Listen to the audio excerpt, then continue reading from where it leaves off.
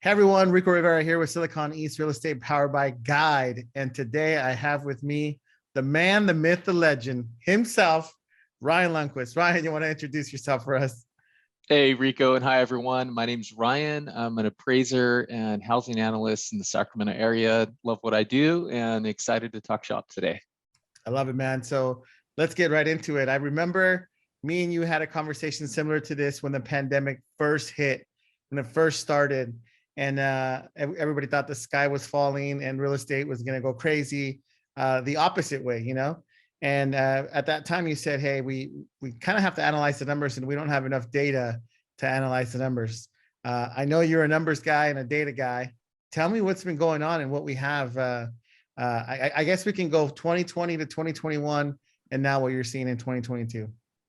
Yeah, so I remember those days. There was so much uncertainty for about 6 to 8 weeks. People were wondering what's happening and a lot of doom and gloom predictions. But I feel like the market did the exact opposite of what so many so-called prophets predicted. And so we've seen really explosive price growth. Last year as a whole, the median price is up by about 90,000 in the whole region. And that's really, really huge growth, especially in our 10th year of price growth. And so I would say we had an unprecedented market where properties sold faster than ever, and all the stats were basically on steroids. And so, right now we've had 19 months in a row with supply below 1 month, and so that means that there's less than 1 month worth of listings, and which is crazy, crazy low. The market almost never sees that when you look over the past 20 years, but then we've had it for 19 months straight, and so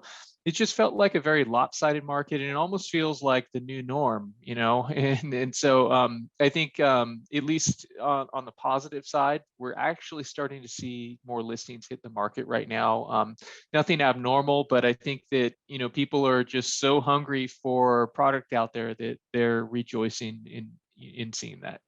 Yeah, no, I 100% agree with you. And there's a keywords, some key phrases that you said and keywords that caught my attention.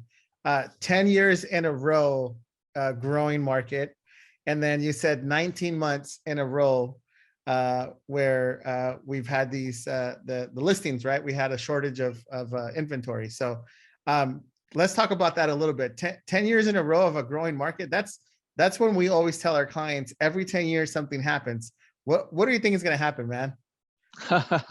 Well, someone asked me a couple of weeks ago who's going to win the Super Bowl, and I was probably wrong. And so, I mean, nobody knows the future, but I will say it's unprecedented. We are actually in our 11th year of price growth right now. Typically somewhere around 7, 8, 9 years or so, the market goes up and then it goes down, and it's just this normal cycle. And so here we are in year 11 when the market just really, really feels like steroids. There's a lot of upward pressure, but I mean, I'll say generally, prices are poised to show an increase, especially over these next 2 quarters. And, it's hard to predict after. I mean, what happens in the future, and I think sometimes people talk about real estate like it's this such an easy thing to predict. But the problem is everyone becomes a housing expert after the market has happened, right? And so, if you're an expert, predict for me what Bitcoin is going to do, because I'm looking at my crypto wallet and I'm just seeing it go down and down and down over the past 2 weeks. And so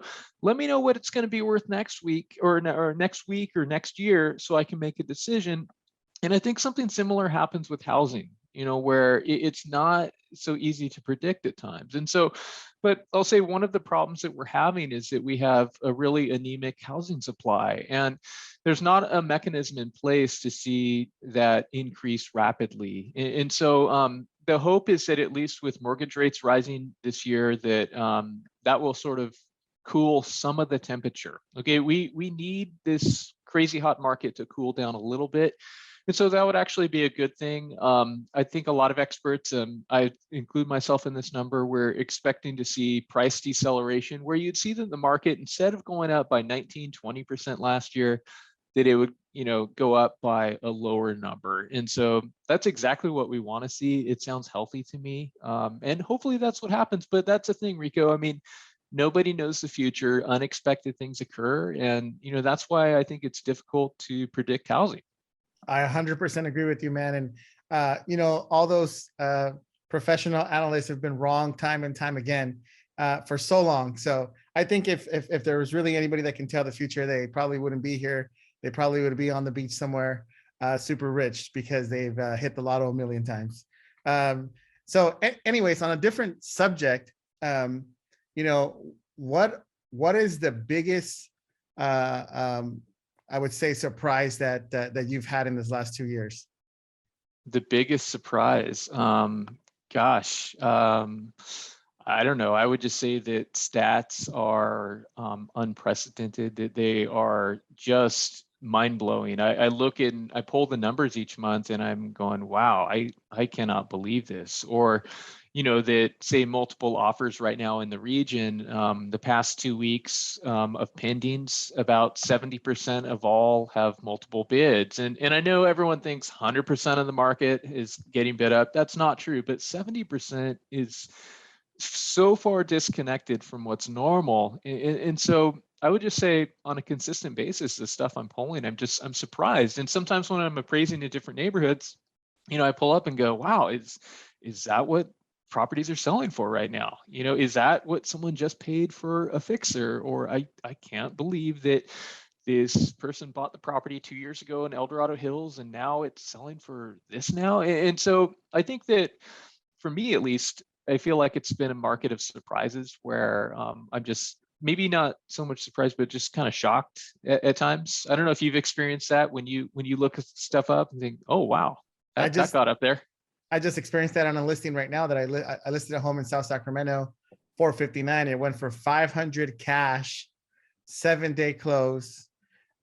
We had 11 offers on it. I mean, it's just ridiculous. I would have never thought in a million years that a house in that neighborhood, in that area, would sell for 500 cash. And I actually was surprised as a listing agent because my seller was like, "Hey, we need to put this on the market for higher than I first initially wanted to." And for whatever reason, we put it on the market 459, and I thought that was high, and it sold for 500. And it's nuts right now what the market is doing, and it's tough out there for buyers. And I'll tell you that anybody that has buyers out there, or if you're a buyer out there, don't give up on this market. Don't give up on your dream of owning a home. And if you're a seller, in my opinion, if you're a seller that does not have to buy, this is the best market to sell. It's just nuts what's going on here. So it's definitely a perfect market for sellers that don't have to buy, or maybe downsize, a downsize seller. And it's definitely a market to just, I don't know, just love, in my opinion, because it's going nuts in Sacramento, and I love what's happening in our region, and I think we're going to continue to grow. Let me ask you a weird question. What do you think is going to happen with the war if if we do go to war? You think it's going to the real estate market's going to do what it's done in the past, and that's essentially slow way down? It's hard to say. I think that when there's uncertainty and people feel uncertainty about life or financial uncertainty, then that's where there can be a real, pullback. And we certainly saw that at the beginning of the pandemic for almost 2 months, where people were going, wow, what's happening? Tom Hanks is sick and the whole world's crumbling. And then people got used to it. And so I've heard some people think that maybe mortgage rates would dip down as a result of potential war. And I mean, who knows? There's so many rate profits, but in terms of housing right now, I don't think that this has diminished or will diminish the insatiable demand, unless for some reason people really started to feel uncertain about life, the future, and their finances. Right? If they feel very certain, like they are right now, or they're worried most of all about mortgage rates rising and they're trying to get in and run to the market, if nothing's going to impede that, then I would say that this would have very little impact. But I mean, hopefully that doesn't happen, obviously, for so many different reasons. I just hope that diplomacy can reign supreme. I agree 100%, man. Well, listen, I won't take any more of your time. I appreciate you being here with me today. I know there's a lot of people that love you out there, love your stats. I'm one of them. We appreciate what you do. It does help out. So thank you for your time today. Thank you for being on the show. Let me know when you want to be back. I'm always here, man. Hey, my pleasure, Rico. Thank you so much. Love what you're doing. And it's always a joy to talk. It's sincerely, truly. So thanks. Awesome. If you guys have any questions, our information will be below. So give us a call. I know Brian is an appraiser, and I think that's what he does, his bread and butter. So, It is. Yeah. he would appreciate your appraisals too. So make it happen. And if you have a unique property, I know that I've sent referrals to Ryan for this. So I know he does that as well. So any unique properties or something that might not be just cookie cutter, I know he's the guy for it as well. All right, everyone. Thank you for watching the show. We'll see you next week. Take care. Thanks, everyone.